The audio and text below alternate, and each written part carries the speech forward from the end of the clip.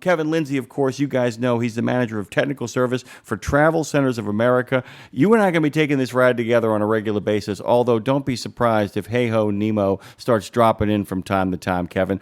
How are you, man? Good morning. Welcome to Road Gang Radio. Good morning. Welcome back, my How you doing? I don't have any complaints. I mean, we've had some calls about some shop issues over the course of the morning. We had one of our friends actually just literally was one step ahead of the sheriff. He beat the clock by about an hour and a half to get home to start his 34. If that time in the shop had gone any longer, he would still be at the shop, or somebody would have had to pick him up and bring him home. So, what's on your mind this morning, Kevin? What do we got cooking? What's happening? What are you thinking about talking about? Well, I mean, I know, I'm not 100% positive what's with the new format. I know there's a little different stuff going on, but we had the Castrol guys supposed to be on with me this morning.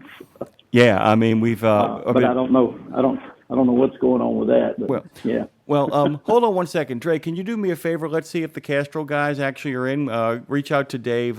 Reach out to Mr. Nemo himself and see if we can maybe work that out. By the way, but talk about that partnership a little bit, Kevin. Though, talk about why that's such an important partnership for you guys. Well, it is. With BP kind of owning both of our companies, we've kind of got together, done some pretty good pricing on stuff and everything. Made some, I guess you could call family deals kind of things. But it's always it's kind of odd to me, and talking with the guys from Castrol and everything, I've been like, I didn't even realize you guys were in the heavy duty truck market for oils and stuff, and they're like, yeah, we have been for years. And I'm like, really? And you don't hear a lot of it, but, quite honestly, Castrol is a great oil, personally, that's what I use on my personal vehicles. So it's, I've always looked at it like that. So, I think it's a good thing for the industry, so. Let me ask you this too, because you open the door in your own personal vehicles. How much, and I was talking yesterday with our friends at Pittsburgh Power about this too. How much of your own personal choices that you make on your own vehicles and in your own daily lifestyle, how much of that does that infuse and inform what you do on your daily job? I mean, like I said, there's a thing that's really weird because my mom will ask me to do stuff that involves like writing or doing stuff for them for politics and stuff, and I'm like, I find myself actually engaged in programming my mom's life often. Like I help my mom write a speech, and I'm like, wait a minute, am I applying radio techniques to this? So how much of your personal life in regards to your maintenance of your own vehicles informs what you do for your customers and clients? Well, there's kind of an old saying, right? The only house in the neighborhood that needs painting is the painter's house. And the same is true for a lot of mechanics or technicians. Your own vehicles are the last ones you get around. Oh my God! A lot of times. Oh my God! Oh my God! I understand. I understand. It's a true statement. But the reality of it is, nowadays, because I haven't, physically turned wrenches, on a daily basis. It's been several years, so.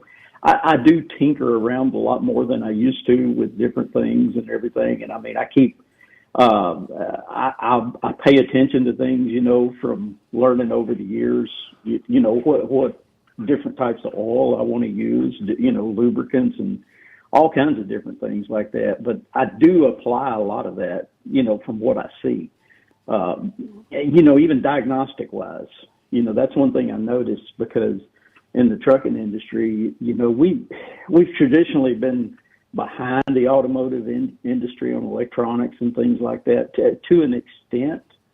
But, the last 25 years, we've kind of surpassed them for a while, in my opinion. But it's just not, a lot of it's not the same It's a little bit different techniques and getting to things and stuff, but it's getting closer and closer to the same due to all the emissions regulations and things like that. So it is something that's very common anymore. I'll tell you this. Especially when we get over to the electronic side. Yeah, I'll tell you this is interesting too, because in order for people to really understand it, so people would ask me the question, why is it that transportation is actually behind the automotive industry? And I said, well, it is, but in regards to R&D, it's not. The problem is the fact that when you actually own a trucking company, you want to hold on to your fleet as long as possible.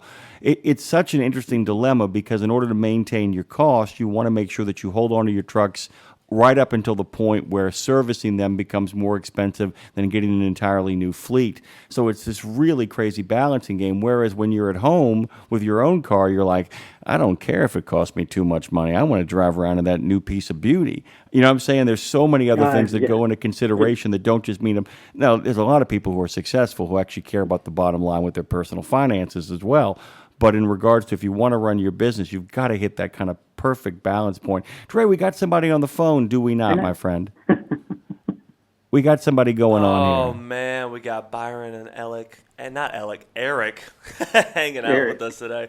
Good morning, Eric Arnold. Hey, good morning to you guys. Good morning. Welcome to our new format. Good morning, guys. Literally the Wild West. Good morning to you. How you doing? Old Alec. Doing great. We're doing good. Doing good, thank you. Hanging in there. So there you go, Kevin. You said, I thought the guys from Castrol were supposed to be on with us this morning. Well, guess what? They're on with you this morning, so I'll let you guys take it away. Way to go, Dre. Woo! Staying on top of stuff here. We're here. We're here. Well, where are you guys talking to us from, by the way? Well, this is Byron, and I am based in Pennsylvania. And Eric, where are you?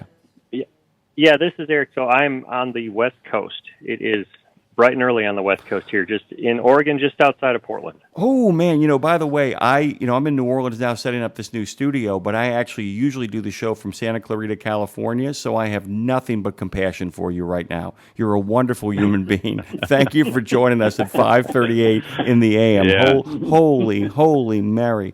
That is bright and early. Jane Jezraoui does the same thing for Education Station, and she said, can I just please have an 8 o'clock Central Time start? That would actually be merciful for me. Please let me do that. So we tried to work that out. Maybe we'll work that out for you next time if you're going to be over in Portland. Kevin and I were just talking about really quickly about the way our personal lives end up informing what we do professionally when it comes to maintenance for both trucks and automotive care. And before we kind of jump into the topics of today, I was kind of curious how much of your own understanding of the ins and outs of what it takes to kind of operate these vehicles ends up bleeding its way into your personal life. We can start with you, Eric.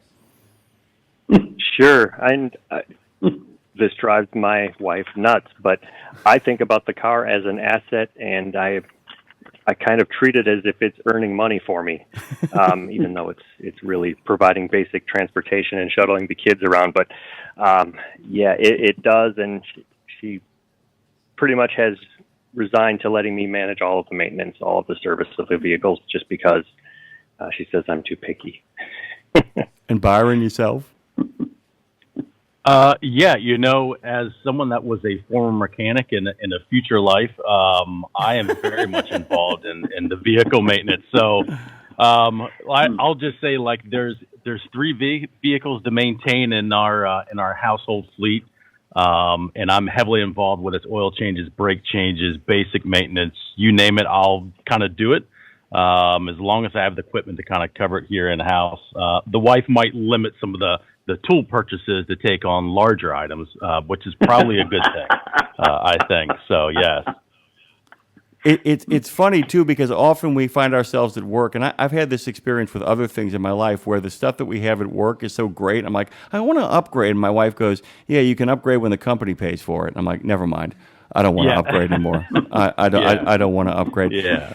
Kevin and I were talking about the importance of this partnership, by the way, and I kind of wanted to give you both an opportunity, like I said before, we kind of pivot into other things here, to talk about why, Castrol, with the BP connection, but why Castrol and TravelCenters of America are such kind of a good connection. I guess we can start with you on that, Byron.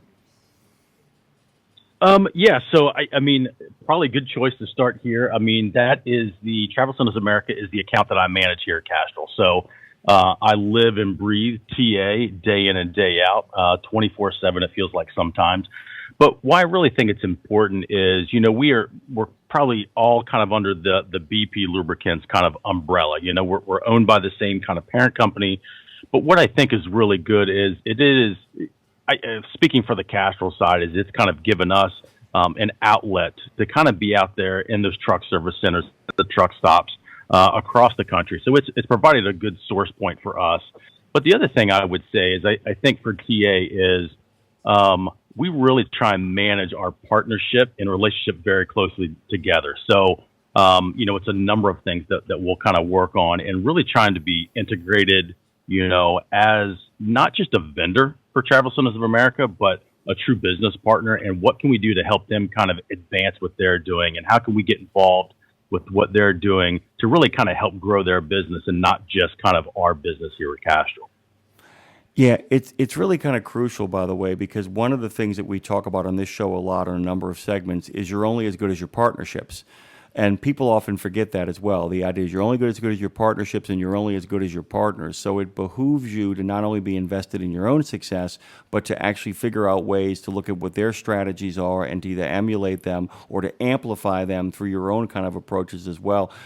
Eric, can you kind of talk about the connective tissue between Castrol and TA TravelCenters of America, and just kind of tease that out for us from your perspective over there at the crack of doom in Oregon? Sure. And I speak typically from the technical perspective, right? Byron manages the relationship, the business part of it, and I support the technical part of it. And I think that the fit really comes in the shop, in the truck shop. I was fortunate enough to work with their techs last year at the Top Tech competition, which unfortunately I'm going to miss this year due to a scheduling conflict, but my buddy Drew will fill in. Well, he's going to miss it because it's happening at 4 o'clock in the morning his time. That's the problem. No, I'm kidding. I'm sorry. But I will say this though, I was just blown away at the competence of these techs and their desire to not only do it or fix it or service it, but to know why. And to push it, and that just impressed me, and that really fits the mold with how we try to go to market with our products, with technical advancements, with solutions, and it seemed to be a really good fit right away when I picked up on that. I'm going to pivot to Kevin here. Kevin, I was at Wyotech many years ago and talking to a number of your guys over there. And one of the things that concerned him so much, which is why he was part of this kind of symposium conversation, and this kind of goes back to what Eric was talking about. It's not just the ability, given what you guys do, it's not the ability to so much get under a hood or to even diagnose what's wrong, but the ability to explain to the customer why you're making the choices you're making, to actually understand the products from a way that you're able to explain them, that makes all the difference, right? I mean, and we have the great example of you, formerly, our good friend Mr. Mustafa and Homer and all those guys, but it really is about the ability to actually bring the customer into the experience by helping them better understand. How do you guys do what Eric is talking about? The idea of not just being able to fix it, but be able to understand why it's working the way it works. Did I make any sense, or was that just a long unpacking? Well, it was a fairly long unpacking, but no, I understand what you're saying, and honestly, it really starts with the technicians, right? I mean, that's why I do what I do, because we have a lot of good technicians across the network that are passionate about what they do, and I think that actually helps with a lot of customers, especially the drivers, because they're the ones, whether it's a big fleet or whether it's owner operators, they deal with those technicians on a day-to-day basis. And we have different groups of drivers, different parts of the country, and all this stuff, but they find, I mean, you think about it, it kind of goes back to your own personal vehicle. You have a place that you you trust, and a mechanic that you trust that you take your personal automobile to. And once you've built that, you don't want to change that. And I think that's one of the things that we have, with certain, owner operator groups and even certain fleets, just drivers for those fleets, because, as human beings, we're kind of creatures of habit, right? So it's kind of natural. Myself, I'm a very, very big rut person. Things get out of my normal, I get a little flustered, So, and I think that's true too, and I think that plays a factor in everything.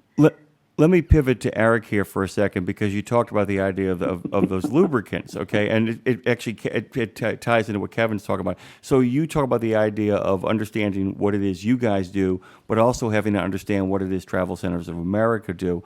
And this is a process question, when you are looking at your own flow, and you dig where I'm coming from there, and you're looking at their flow, how do you kind of work between knowledge of one company while at the same time having a comprehensive knowledge of the other, and figure out where the gaps are and where you can actually act as a conduit or a bridge between both organizations to make sure that they understand how to work together? Because in some ways that's what you do, right? You facilitate a partnership.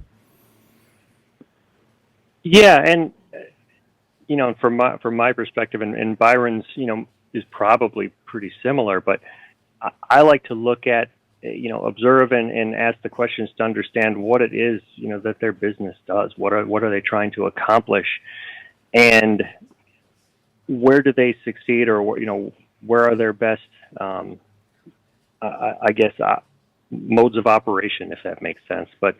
And then how we can help them get to where they want to go. How can we help them accomplish or achieve their goals? And that's how I look at it, and see how we can fit in, and that gives a little bit more, I guess it makes it a little bit easier to move forward. And Eric, I finally pivot back to you now, because at the end of the day, it really becomes, and this is where you kind of straddle the idea with Eric, the idea that Eric keeps saying Eric, Byron. With Byron, it comes with you, it becomes a matter of, how do I message this? How do I make sure the communication stays good? How do I make sure that, like you said, that you can, how do you make sure that you are representing Castrol while at the same time investing your attention towards the very people with whom you are providing? Yeah, I think that's a good question. And what I would tell you is, I think that's always an ongoing challenge. And I would say, I think that's probably for, and I'll just say in general for us with Castrol, whether it's Eric or any of our other national account sales managers with any customer we have. So I think in regards to TA is, we look at, okay, here's the message for now, and we might agree upon that message and what best fits their business needs and ultimately the customer's needs as well. So there's drivers coming in, the fleet's coming in. And then I think we look at that, and I know we do look at that on a pretty consistent basis, and that really is, hey, is the message still landing? Are we still providing what it is that's relevant to the industry and relevant to the customer? Because that may change from time to time, and I think, anybody that's been around this industry for, even a very short period of time, it's constantly changing. So there are a number, I think, of challenges that are kind of always there.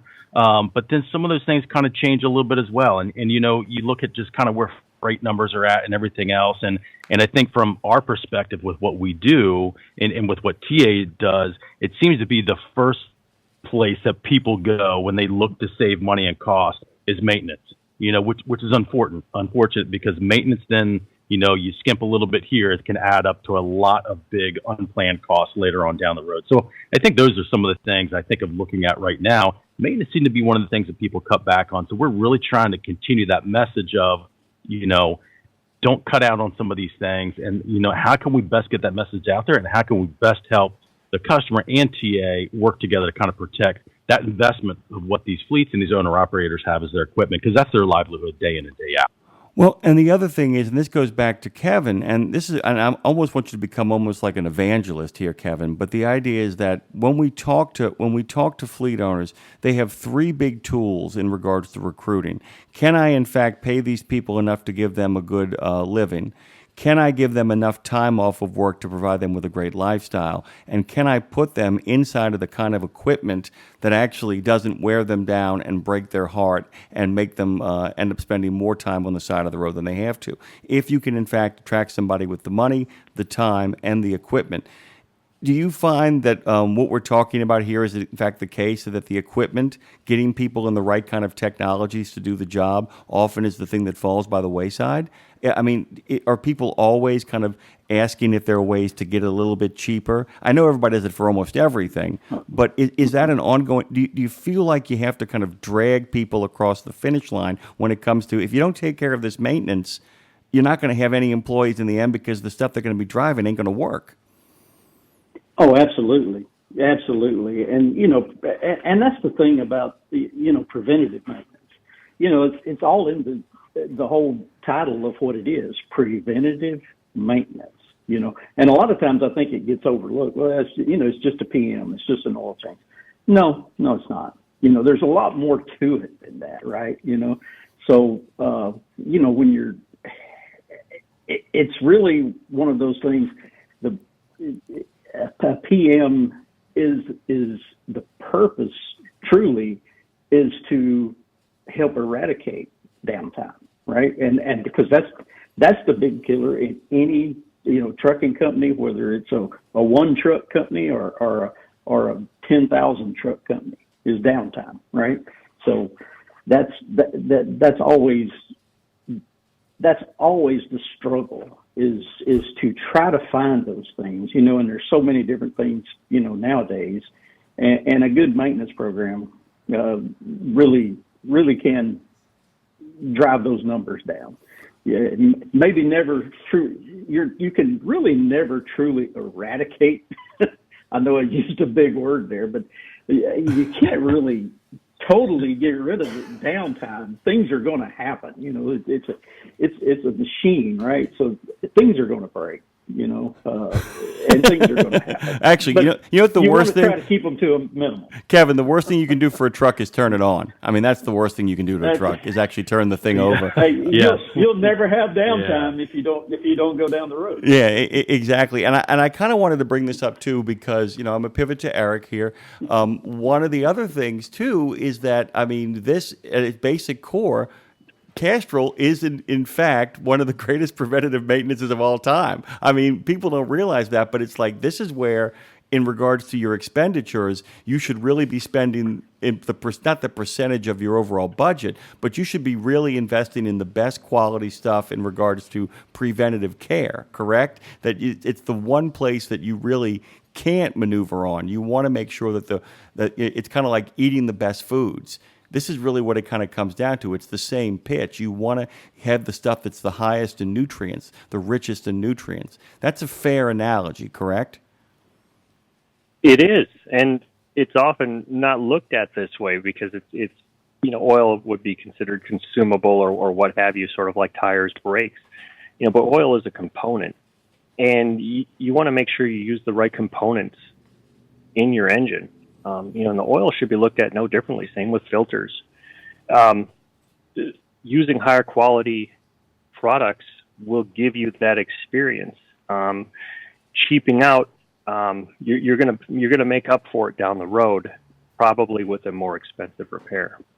I'll tell you this too, Byron. My brother used to run a weatherization company that he sold for a nice little piece of change. He used to tell people would come to him and say, "I'm going to give you I got a lower quote from this guy," and his response was, "Yeah, that's the first price they're going to quote you." I said, "The price I'm quoting you is the last price I'm going to quote you." He said, "Why not get ahead of this and put an end to it immediately, as opposed to keeping on with more and more maintenance." Guys, we're going to run out of time here. This went by fast, despite all the rumbling, bumbling, and stumbling that was going on. It did, yes. On our part, by the way. Nobody here is guilty. It's me and Dre that take complete responsibility for this muscular mess that is Road Gang Radio. Really quickly, what do you guys got going on for the week? Anything you want to tell people about that's coming up? We'll start with Byron, go to Eric, and then end with Kevin. Well, I think for me, it's just supporting TA. There's always kind of an ongoing project, ongoing things that we're kind of working with, and really just to try and help them continue to kind of grow their business and support the customer. So that's the mission for the rest of the week for sure. And yourself, Eric, what's going on? Yes, it's continuing to move into summer and continue to get things ready because the pace of everything improving, the world doesn't stand still. So trying to continue sharpening my pencil and making things work a little bit better. What are you talking about? I mean, Kevin and I can tell you nothing ever goes wrong in the summertime. There is no wear and tear in a truck in the summertime. You guys are Nothing happens. I don't know what you're talking about. Kevin, you get the last word before I shuffle off this radio coil for this half hour. Well, I don't know what to say, but, I'm on vacation sitting in a hotel room, about to go spend some time with some family the rest of today and tomorrow. So, why are you people even here, man? What's going on? Get out of here. Everybody leave. Yeah, that's I call this dedication. dedication. Yeah, exactly. No, I call this commitment, as in you're going to be committed to an insane asylum. Get back to your family. Love you, Kevin, Lindsey. Yeah, Love you. Thank you, Byron. exactly. Thank you, Eric. Guys, thank you so All much right, for thanks, being guys. part of a new platform. Thank you, guys. Get going. Oh, my All God. right, take care, everybody. Thank you, guys. Bye-bye. Big thanks to our friends over at Travel Centers of America, Kevin Lindsey in particular, the manager of technical service, for making himself available during his vacation. What is that about, Trey? Why are people making themselves available during their vacation? That's commitment. I don't know. That's commitment.